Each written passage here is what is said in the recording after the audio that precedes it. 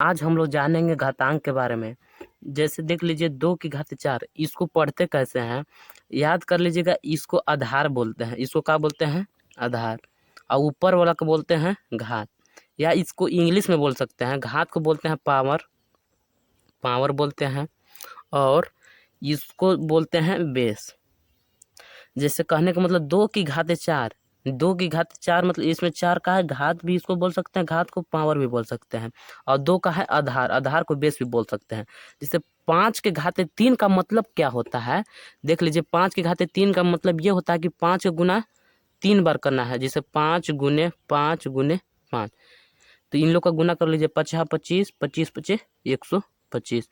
अगर मान लीजिए 2 की घात 5 है तो 2 का गुना कई बार करना है? 5 बार। 2 गुने 2 गुने 2 गुने 2 गुने 2, इन लोग का गुना कर लीजिए। 2 दूना 4, 4 दूना 8, 8 दूना 16, 16 दूना 32।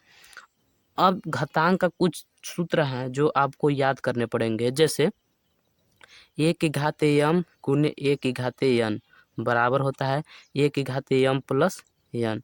अगर देखिए गुना में मतलब बेस देखिए इसमें बेस समान है और एक दूसरे से गुना में हो तो उन लोग का घात आपस में जोड़ दिया जाता है।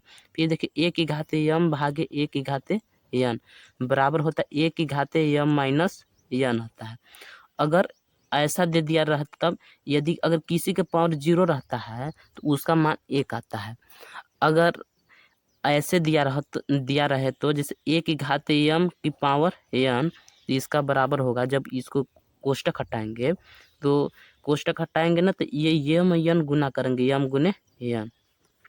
अब देख लेते हैं हम लोग इस पे सवाल। जैसे कहने का मतलब ये है हमारे पास दे दिया जैसे 2 की घात 5 गुने 2 की घात 4। देख लीजिए गुना में है, अब बेस का है समान है, घात तो अलग अलग है ना, तो घात को क्या कर देते हैं? सूत्र हम लोग जानते हैं 1 की घात m गुणे 1 की घात n बराबर 1 की घात m प्लस n। देख लीजिए बेस तो समान है ना, तो बेस को एक बार लिखेंगे और घात को जोड़ देंगे। 5 प्लस 4, तो 2 की घात 5 और 4 कितना होता है? 9।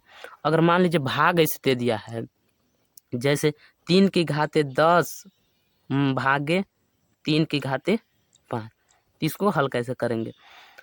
तो बेस को एक बार लिखेंगे और घात को गुना भाग में रहता है तो घात को घटा देते हैं, यानी 10 माइनस 5 कर देंगे। 3 की घात 10 में से 5 घटाएंगे कितना बचेगा? 5। और मान लीजिए और भाग है, मान लीजिए 3 की घात 12 भागे 3 की घात 12 ऐसा दिया है। तो देखिए भाग में है, अब बेस समान है और घात भी समान है, तो बेस को एक बार लिखेंगे और 12 माइनस 12 कर देंगे, यानी 12 में से 12 घटाएंगे कितना बचेगा? 3 की घात 0 बचेगा। अब किसी का जब घात 0 रहता है उसका मान 1 होता है। और देख लीजिए जैसे 2 की घात 4 की घात 5 है, इसका मतलब ये है कि जब कोष्टक हटाएंगे ना तो इसको ऐसे भी लिख सकते हैं 4 गुने 5, यानी 4 पचे कितना हो जाएगा?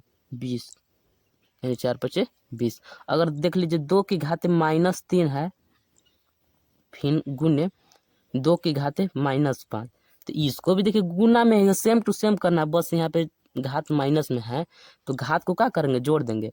-3 फिर प्लस, फिर ये भी माइनस में, तो यहाँ पे कोष्टक लगाएंगे क्योंकि प्लस माइनस एक पास हो जा रहा है इसलिए कोष्टक लगा दिए।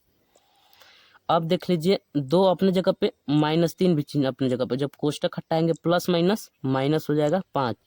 और फिर 2 अपने जगह पे, जब यहाँ देखिए इसको हल करना है, माइनस माइनस क्या होता है? प्लस होता है। 5 3 8 और चिन्ह क्या चीज़ का लगेगा? माइनस के, यानी इसका आंसर 2 की घात -8 हो जाएगा। जैसे और ऐसा सवाल दिया रहा है 2 की घात 1/2 की घात, मान लीजिए 2 की घात 4 है अब इसका ठीक है, ऐसा सवाल है तो इसको कैसे हल करेंगे? देख लीजिएगा, मान लीजिए 2 की घात बत्ता में 2 है, 2 की घात 4 जब ऊपर जाएगा ना, जैसे एक सूत्र तौर पर लिख सकते हैं, जैसे यहाँ पे इसका सूत्र लिख सकते हैं कि जैसे 1/a की घात m जब ऊपर जाएगा तो a की घात -m हो जाएगा। तो उसी प्रकार ये सवाल को लगाना है 2 गुने 2 की घात 2 नीचे नीचे है तो प्लस में है, लेकिन ऊपर जाएगा तो क्या में हो जाएगा? 2 की घात -2। अब देख लीजिए हर बेस समान हो गया, बेस को एक बार लिख लेते हैं। अब इन लोग का घात आपस में जुड़ जाएंगे 4, फिर प्लस का चिन्ह लगेगा क्योंकि गुना में है, प्लस फिर -2। बराबर 2 और 4। जब कोष्टक हटाएंगे प्लस माइनस -2 यानी 2 की घात से कितना बचेगा, 4 में से 2 घटा देंगे 2। अगर आपको ये वीडियो